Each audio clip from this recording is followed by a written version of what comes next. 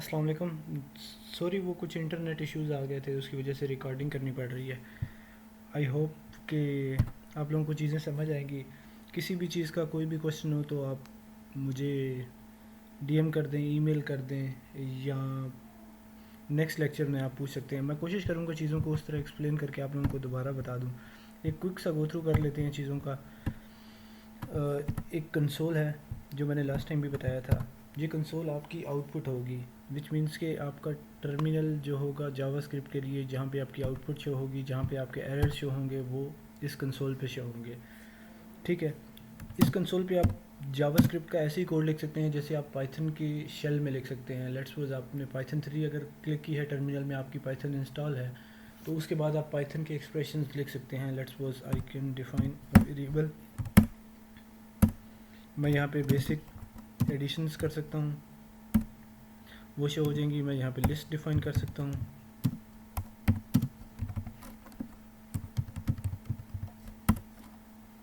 मैं लिस्ट के इंडेक्स को असाइन कर सकता हूँ। इस सिंटैक्स को, जावास्क्रिप्ट का सिंटैक्स मोर लाइक जावा ही की तरह है। हम इसको डेप्थ में देखेंगे चीज़ों को। बस मैं टर्मिनल में आपको ये बता रहा हूँ कि ये चीज़ें चल रही कैसे होती हैं। मैंने 12 इंडेक्स दिया तो उसकी लेंथ 4 थी तो वो नहीं आया। अगर आपने लेंथ कैलकुलेट करनी हो लिस्ट की तो लिस्ट डॉट लेंथ, ये जस्ट इन टाइम कंपाइलर है, आपको असिस्ट भी कर रहा होता है। अगर आप यहाँ जाते हैं तो वो आपको बता देगा। इंडेक्स ऑफ पे जाते हैं तो वो आपको उस इंडेक्स का एलिमेंट रिटर्न कर देगा। ये कुछ चीज़ें हैं जो आपको डॉक्यूमेंटेशन देखने से समझ आ जाएंगी।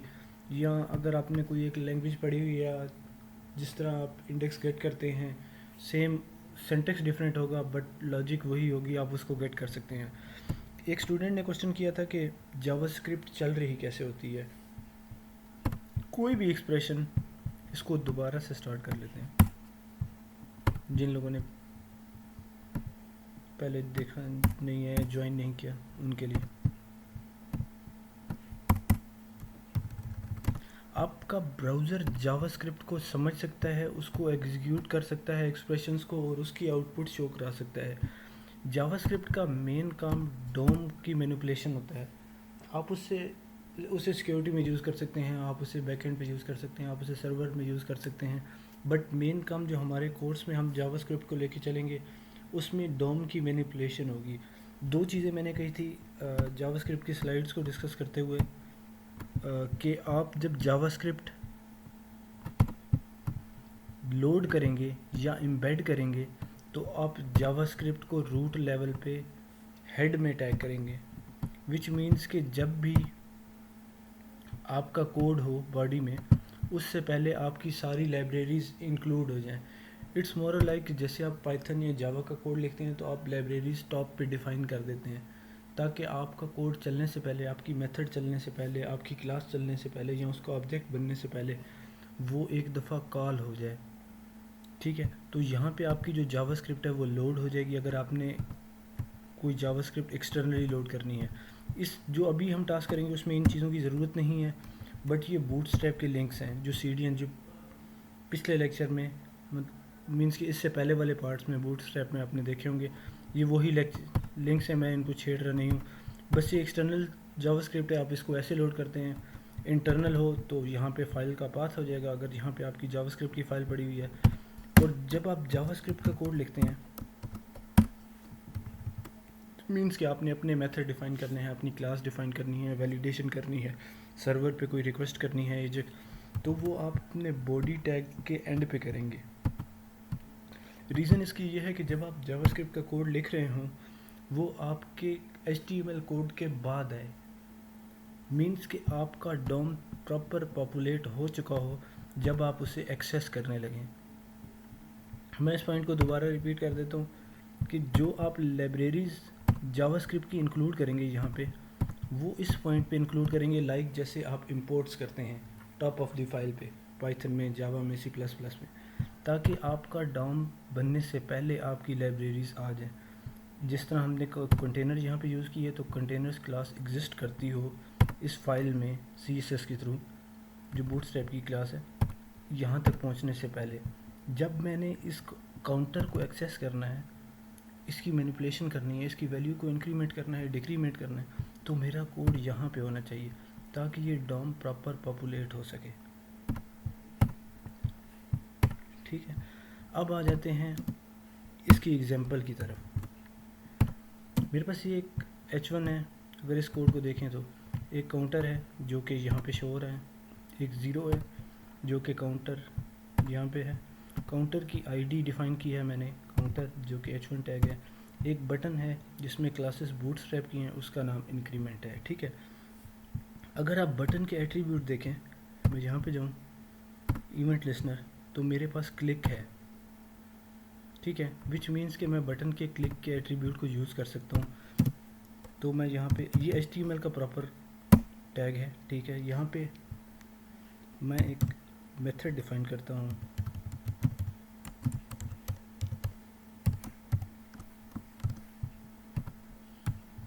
जिस तरह मैंने आप लोगों को बताया था कि जावास्क्रिप्ट में कैमल केस नोटेशन यूज़ होती है, तो मैंने अपना मेथड वैसे ही डिफ़ाइन किया है और यहाँ पे मैं मेथड को कॉल कर रहा हूँ, जिस मेथड को मैंने अभी डिफ़ाइन किया ही नहीं है। तो उस मेथड को मैं जावास्क्रिप्ट के टैग में यहाँ पे डिफ़ाइन कर लूँगा।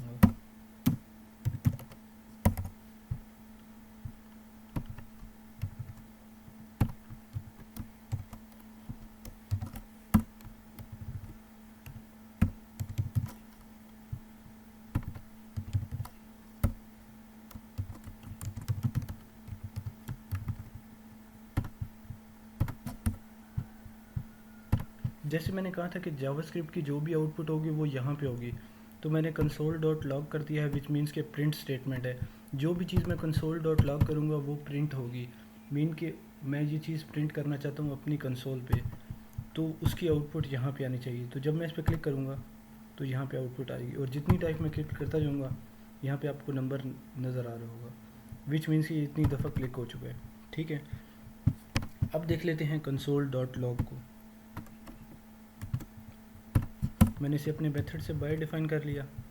ठीक है, जब भी मैं पेज लोड करूँगा ये पहली दफ़ा क्लिक कर देगा। ठीक है, कंसोल डॉट लॉग्स मीन होती है कंसोल। जब मैं लिखता हूँ तो मैं इस टर्मिनल को, इस आउटपुट को, इस कंसोल को, आप इसको जो नाम देना चाहें उसको एक्सेस करता हूँ, और डॉट लॉग्स मीन के आउटपुट इस पर डिस्प्ले कर दें इन्फो टैग में। इसे इन्फो कहते हैं, मीन्स कि ये एरर नहीं है, ये वार्निंग नहीं है, ये जस्ट डिस्प्लेइंग वैल्यू है जिसको आप प्रिंट कहते हैं। System dot out dot print L कर लेते हैं, सी आउट कहते हैं अपनी C++ में। तो ये सिंपल वो काम कर रहा है। ठीक है, उसके बाद इसको मैं मूव कर देता हूँ इसके अंदर,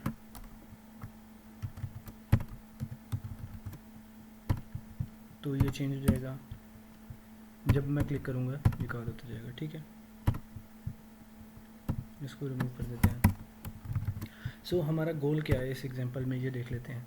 मैं ये चाहता हूँ कि जब ये बटन क्लिक हो इसकी जो वैल्यू हो वो इंक्रीमेंट हो जाए। ठीक है, अब दो तीन चीज़ें उसमें देखनी पड़ेंगी।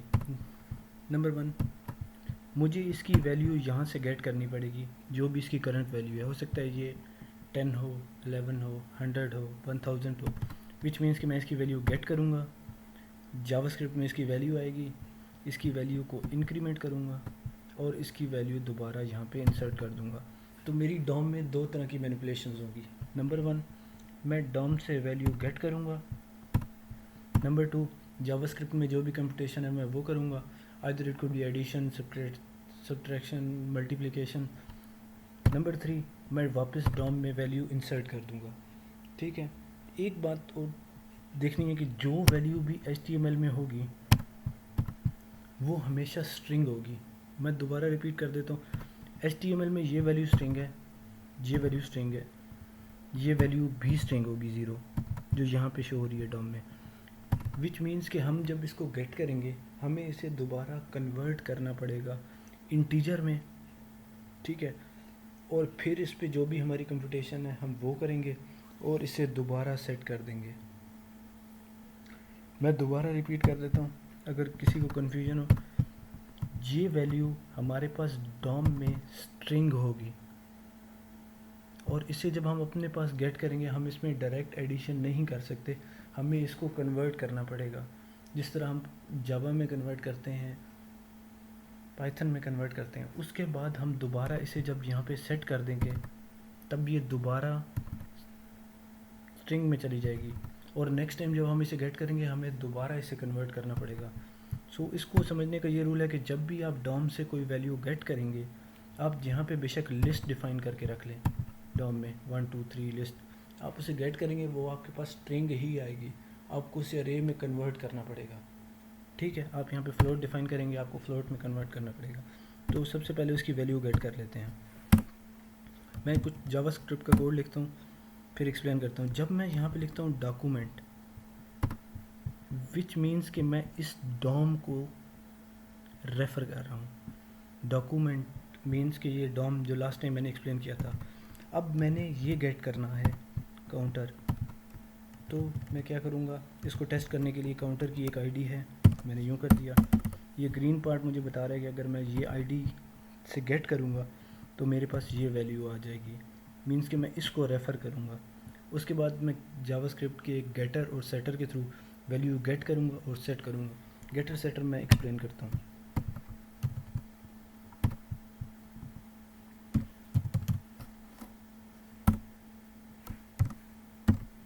अब इस लाइन को समझ लेते हैं। Document dot get element by ID, इसको हम कंसोल पे प्रिंट कर देते हैं कि हमारे पास यहाँ पे क्या है। वापस चले जाते हैं। आपको पेज हर बार रिफ़्रेश करना होगा, जो भी आप कोड चेंज करेंगे आपको पेज रिफ़्रेश करना होगा। मैं क्लिक करता हूँ, आप देखें मैंने इस पूरे एलिमेंट को गेट कर लिया है अपने पास इस डॉम में से। इस डॉम में से गेट एलिमेंट बाय आईडी, क्योंकि यहाँ पे आईडी डिफाइन है। अगर क्लास होती तो मैं गेट एलिमेंट बाय क्लास करता, ठीक है। कोई और एट्रीब्यूट होता तो उस एट्रीब्यूट का मेथड यूज़ करता। ये मेथड मुझे हेल्प करता है कोई भी element gate element by ID, उसकी आईडी के थ्रू उसको गेट करने में। मैं जितनी बार भी इसको क्लिक करूँगा मैं उस एलिमेंट को गेट कर लूँगा। अब हमने इसकी वैल्यू गेट करनी है जो ये 0 है, हमें ये वैल्यू पूरा एलिमेंट नहीं चाहिए। तो हम क्या करेंगे, मैं रिवर्ट कर देता हूँ चेंज। एक वेरिएबल डिफाइन करते हैं, वैल्यू इक्वल टू दिस।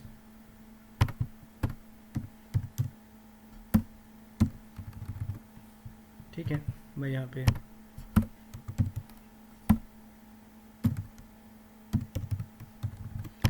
पे VS कोड यूज़ कर रहा हूँ। आप आइटम यूज़ कर सकते हैं, आप आइटम भी अच्छा है, आप नोट प्लस यूज़ कर लें, आप व्यू यूज़ कर लें, it's up to you. Even Notepad जो सिंपल होता है आप उसमें भी कोड लिख सकते हैं, ठीक है। तो इस सिंटेक्स, इस लाइन को दोबारा देख लेते हैं, पहले इसके आउटपुट देख लेते हैं फिर लाइन समझ लेंगे। क्लिक, जो कि हमने कंसोल में लिखा हुआ था और उसकी वैल्यू 0 यहाँ पे हमारे पास आ गई। अब हम क्लिक को रिमूव कर सकते हैं, ठीक है। हमारे पास ये लाइन डॉक्यूमेंट मीन्स कि हमने डॉम को रेफ़र किया है, document dot get element by ID जो कि मैंने डिस्प्ले करके आपको दिखाई थी। यहाँ पे हमारे पास पूरा ये टैग आ जाएगा। डॉट इनर HTML मीन्स कि इसके अंदर जो HTML के अंदर जो इनर वैल्यू है वो मुझे गेट करके दे दें। So document dot get element by ID means यहाँ पे हम पहुँच गए। अब इसके इनर HTML में जो वैल्यू पड़ी हुई है वो मुझे रिटर्न करानी है, तो मैं इस मेथड को कॉल करूँगा तो हमारी वैल्यू में ये चीज़ आ जाएगी। लेकिन एक बात है जो मैंने आपको कहा था कि ये स्ट्रिंग है, हमें चाहिए इंट ताकि हम इसमें इंक्रीमेंट कर सकें। सो मैं इसको एक जावास्क्रिप्ट का मेथड कॉल करूँगा, पार्स इंट, और इसे मैं इंट में कन्वर्ट कर दूँगा। सो हमने एक एलिमेंट गेट किया कंप्लीट, उसकी वैल्यू गेट की, उसकी वैल्यू को इंटीजर में कन्वर्ट कर दिया। अभी तक कोई चेंज उस लाइन के बाद नहीं आया होगा, हमारे पास 0 ही प्रिंट हो जाएगा, ठीक है। अब अगर आप देखें तो 0 का कलर चेंज हुआ है, मैं दोबारा दिखा देता हूँ।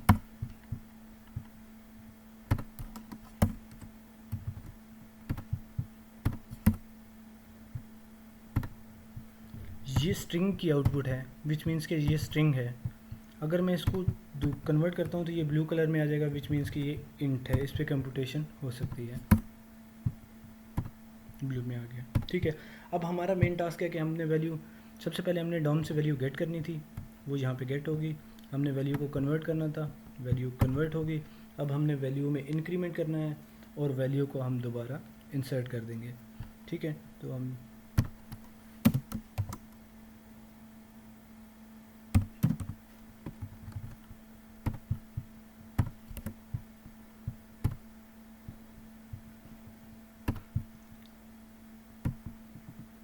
अच्छा, मैंने % कर लिया, मेरे पास वो इंट में आ गई। मैंने इसे दोबारा रिफ्रेश कर दिया, हमारे पास ये आ रहा है। अब इस वैल्यू में मैं इंक्रीमेंट कर देता हूँ, वैल्यू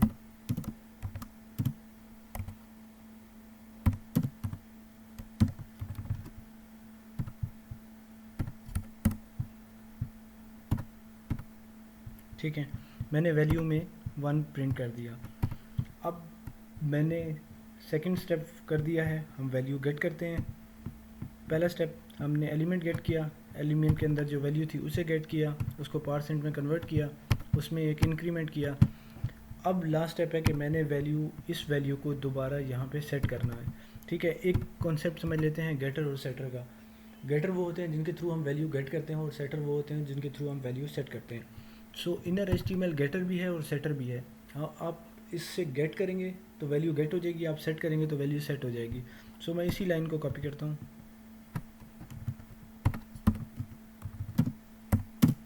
और इसमें वैल्यू टाइप कर देता हूँ। मैं आपको दोबारा समझाता हूँ, एक दफ़ा एग्जांपल चल जाए। अब यहाँ पे हुआ क्या है, मैंने वैल्यू गेट की, उसे % में कन्वर्ट किया, वैल्यू में इंक्रीमेंट किया। इस लाइन को रिमूव कर देते हैं। ये गेटर भी है और सेटर भी है। जब मैं इसको वैल्यू असाइन नहीं करता तो इस नोड पे जो भी एलिमेंट की वैल्यू होगी वो मुझे रिटर्न कर देगा। अगर मैं इसको वैल्यू असाइन करता हूँ तो इस h1 के टैग में मैं अगर इसको हाईलाइट करें तो हमारे पास ये चीज़ होगी, और इनर HTML करूँगा तो मेरे पास ये चीज़ हो जाएगी। तो जब मैं इसको कोई चीज़ असाइन करूँगा तो वो इसकी इस वैल्यू को जाके रिप्लेस कर देगा। अगर कोई चीज़ असाइन नहीं करूँगा तो ये मुझे रिटर्न 0 कर देगा। सो नेक्स्ट टाइम पहली दफ़ा मैं क्लिक करता हूँ, 0 होती है, हम 0 को गेट करते हैं, इंटीजर में कन्वर्ट करते हैं, इंक्रीमेंट करते हैं और उससे दोबारा सेट करते हैं, 1 हो जाती है। नेक्स्ट टाइम मैं गेट करता हूँ तो मेरे पास 1 आता है, मैं उसे कन्वर्ट करता हूँ, उसमें इंक्रीमेंट 1 करता हूँ और उसे दोबारा सेट कर देता हूँ तो वो 2 हो जाती है, ठीक है। ये सिंपल एग्जांपल है। एक वैल्यू गेट की है हमने जावास्क्रिप्ट के थ्रू, एक मेथड कॉल किया है, बटन ऑन क्लिक पे वैल्यू को सेट किया है और इंक्रीमेंट किया है। अब इसको थोड़ा सा कॉम्प्लेक्स करते हैं। जो हमारे पास कांस्टेंट 1 है, वाई नॉट हम इसमें थोड़ा सा चेंज करके इस यहाँ पे एक वैल्यू डिफाइन करते हैं जो टेक्स्ट फील्ड हो, हम उस टेक्स्ट फील्ड को गेट करें और उसकी बेस पे अपना काउंटर इंक्रीमेंट करें। सो मैं जस्ट एक HTML कॉपी कर रहा हूँ बूटस्ट्रैप से, ताकि HTML दोबारा टाइप ना करनी पड़े। अगर आप देखें तो मैंने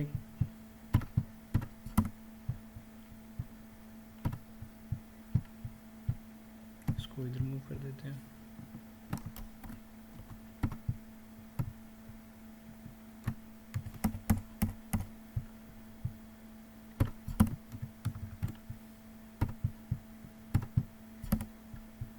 ठीक है, अब इस लाइन को समझ लेते हैं। इनपुट टाइप टेक्स्ट है, विच मीन्स कि मैंने एक टेक्स्ट फील्ड डिफाइन किया है और इसकी ये क्लास बूटस्ट्रैप में ही डिफाइन है। ये क्लास मैंने अपने पास नहीं डिफाइन की, इस फाइल में ये क्लास डिफाइन है, तो उसकी वजह से मुझे थोड़ा सा अच्छा लेआउट और ये जो मार्जिन और पैडिंग और एक हाईलाइट से मिल रही है वो उस फॉर्म कंट्रोल की वजह से मिल रहा है, ठीक है। उसके बाद कोई भी वैल्यू अब मैंने गेट करनी है तो इसमें एक चीज़ मिसिंग है, विच मीन्स कि ID। सो मैं एक ID डिफाइन करूँगा, उसका नाम लेट्स सपोज हम कांस्टेंट रख लेते हैं। अब हमारा गोल ये है कि मैं यहाँ पे अगर 10 टाइप कर दूँ, ठीक है, एंड इंक्रीमेंट पे क्लिक करूँ तो इस वैल्यू में 10 ऐड होना चाहिए एवरी टाइम जब भी इंक्रीमेंट क्लिक हो, ठीक है। अब हम देखें तो हमारे पास कौन कौन सा काम हुआ है। हमने वैल्यू गेट कर ली, हमने वैल्यू को कन्वर्ट कर लिया। हमने ये वैल्यू गेट करनी है जो इसमें होगी, उस वैल्यू को भी हमें इंटीजर में कन्वर्ट करना पड़ेगा, क्योंकि मैंने जैसे आपको कहा था कि जो भी वैल्यू गेट होगी वो हमेशा स्ट्रिंग में होगी। ठीक है, ये फॉर्म कंट्रोल के स्टाइल्स हैं जो मैं पिछले लेक्चर में आपको भी दिखाया था। आपने कोई भी चेंज करना हो, कोई भी देखना हो तो आप यहाँ से देख सकते हैं कि ये इस तरह की डिज़ाइन में क्यों आ रही है। ठीक है, मुझे अब वैल्यू गेट करनी है।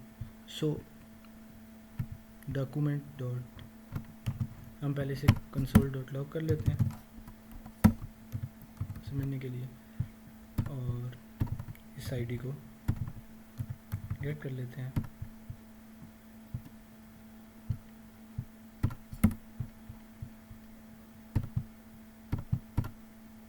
हमारे पास ये आ गई। अगर मैं इसमें 10 कर दूं तो ये आ रही है, विच मीन्स के अब मैंने इसके अंदर से एलिमेंट गेट करना है।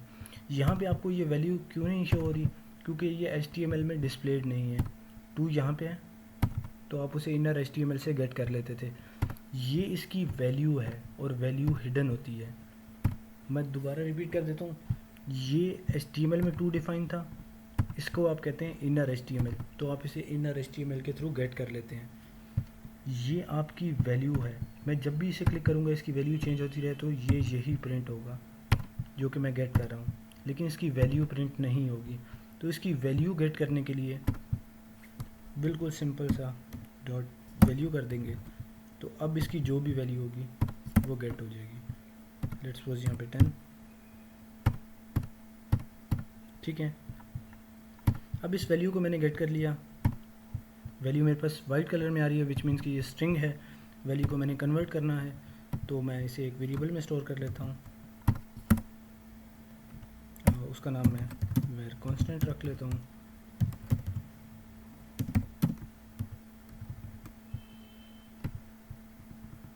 ये दोनों लाइंस यहाँ मूव कर देते हैं,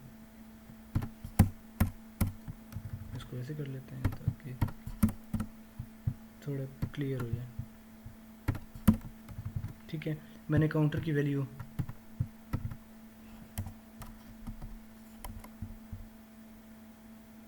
कांस्टेंट की वैल्यू मैंने यहाँ गेट कर ली, और ये मैं सेट कर रहा हूँ। तो इस कोड को दोबारा एक दफ़ा देख लेते हैं। मैंने % में कन्वर्ट किया, जो मेरे पास काउंटर में वैल्यू पड़ी हुई थी जो कि HTML में ही डिफाइन है, तो मैंने उसे इनर HTML की वजह से गेट किया। ठीक है, मेरे पास ये वैल्यू पड़ी हुई है तो मैं इसे वैल्यू की वजह से गेट करूँगा, क्योंकि ये इनर HTML में डिफाइंड नहीं है, इसके इनर HTML में कुछ भी नहीं है। ठीक है, तो वो वैल्यू मैंने यहाँ पे गेट कर ली। अब जो गेट किए हैं हम उन्हें ऊपर मूव कर देते हैं। ये हमारे पास गेट की वैल्यू पड़ी हुई है जो कि हमारे पास कांस्टेंट की वैल्यू है। ये हमारे पास वैल्यू पड़ी हुई है जो हमने यहाँ से गेट की है काउंटर की वैल्यू, ये कांस्टेंट की वैल्यू। ठीक है, अब हमने इस लाइन को रिप्लेस करना है।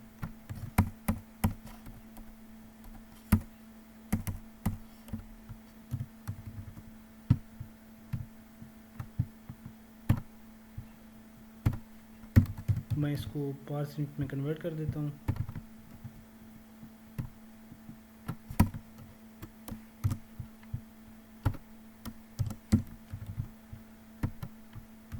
जो इंक्रीमेंट हो रहा है वो कांस्टेंट से हो जाए, उसके बाद उसे राइट कर दें। इस लाइन को दोबारा समझ लेते हैं, मैं एक दफ़ा आउटपुट चेक कर लूँ।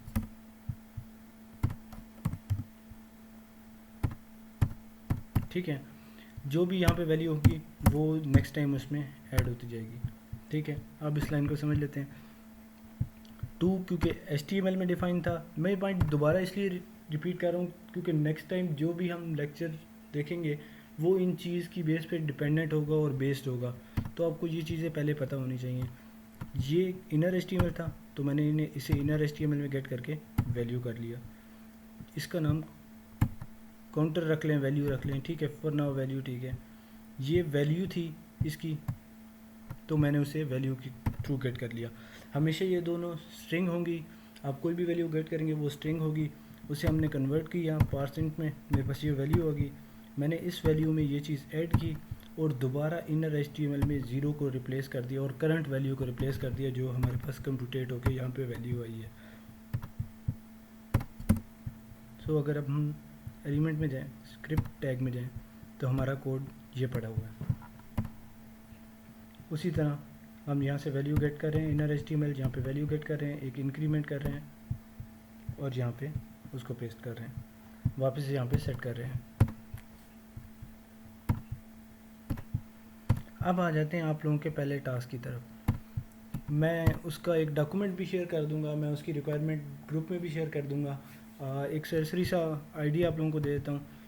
फॉर नाउ हमारे पास, मैंने आप लोगों को ये बता दिया आपने टेक्स्ट फील्ड से वैल्यू गेट कैसे करनी है, आपने किसी पैराग्राफ किसी H1 में वैल्यू सेट कैसे करनी है और ऑन क्लिक कैसे काम करता है। ठीक है, मैं नहीं चाहता कि आप लोग ये कोड वायरल रिपोर्ट में कोड आप लोगों को प्रोवाइड करूँ। ये चीज़ें एक दफ़ा आप खुद देखना शुरू करें, बेबी स्टेप्स लें, ताकि आप लोगों को एरर्स आएँ और चीज़ें समझ आएँ। जो चीज़ नहीं समझ आएगी उसे नेक्स्ट लेक्चर में देख लेंगे। आपके पास 2 टेक्स्ट फील्ड्स हों टास्क के अकॉर्डिंग, यहाँ पे 4 बटन्स हों। आप जिस बटन को क्लिक करें, ऐड, सब्ट्रैक्ट, मल्टीप्लाई, डिवाइड, जिस बटन को क्लिक करें वो ऑपरेशन परफॉर्म होके वैल्यू यहाँ पे सेट हो जाए। मैं इसकी रिक्वायरमेंट भी ऐड करके LMS पे शेयर कर दूँगा और मैं ग्रुप में भी शेयर कर दूँगा, और ये मैं वीडियो रिकॉर्डिंग भी LMS पे शेयर कर देता हूँ।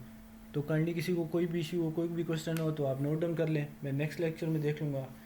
या अगर असाइनमेंट में कोई ऐसा एरर आ रहा है जो काफ़ी ज़्यादा डिस्टर्बिंग है तो किसी फेलो से डिस्कस कर लें या मुझसे डिस्कस कर लें। लेकिन आई गेस ऐसा इशू आना नहीं चाहिए, क्योंकि प्रीटी मच यही ऑपरेशंस यूज़ होंगे, यही चीज़ें यूज़ होंगी। सेट का आपको पता है, गेट का आपको पता है, अपने वैल्यू कैसे गेट करनी है। So best of luck.